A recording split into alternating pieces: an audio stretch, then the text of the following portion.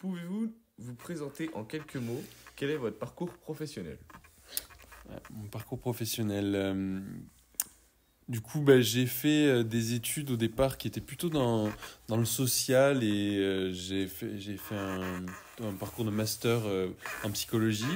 Je suis allé jusqu'à la 4e année et après, j'ai finalement eu des expériences professionnelles plutôt dans le médico-social et je me suis réorienté. Enfin, j'ai fait d'autres années d'études plutôt dans le patrimoine et les politiques culturelles. Pour vous, qu'est-ce que l'Institut d'histoire sociale de la CGT? Collecter, comme là ce que vous êtes en train de faire en fait, classer, consulter, consulter des archives aussi qui sont déjà prises par dans l'histoire en fait sociale qui nous arrive. Donc quand on collecte et qu'on consulte des archives, ensuite il faut les classer. Et tout ça dans le but de conseiller. Quand on va voir des gens, en fait, on promeut le fait qu'il faille archiver, en fait, pour avoir construire notre propre histoire et pas que l'histoire, elle soit écrite par d'autres. Alors, quels sont les projets ou initiatives qui vous tiennent particulièrement à cœur? La mise en sécurité sociale de la culture. Voilà. Basée comme la sécurité sociale normale, la cotisation qui ouvre droit dans le salaire, qui ouvre droit à des choses et qui là pourrait ouvrir droit à des droits culturels, à des conventionnements, comme on a un médecin qui est conventionné de secteur 1 pour pouvoir avoir accès à des soins. Mais là, on pourrait avoir un conventionnement d'une salle ou d'une coopérative culturelle qui permettent d'aller voir des spectacles dans cette coopérative, etc. Que représente la sécurité sociale pour vous dans votre quotidien? Personnellement, ce qu'elle représente et dans votre travail.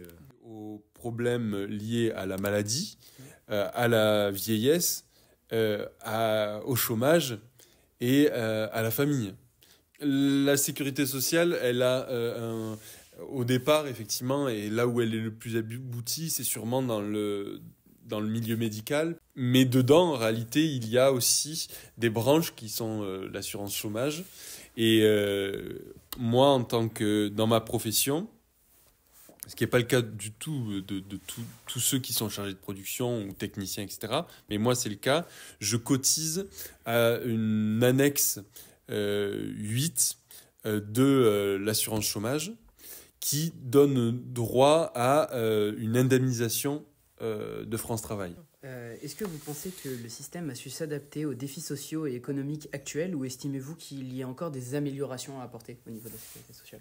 En fait, on perd, au moins depuis 67, depuis que cette démocratie sociale, on dit plus ou moins que de 45 à 67, c'était un temps de démocratie sociale.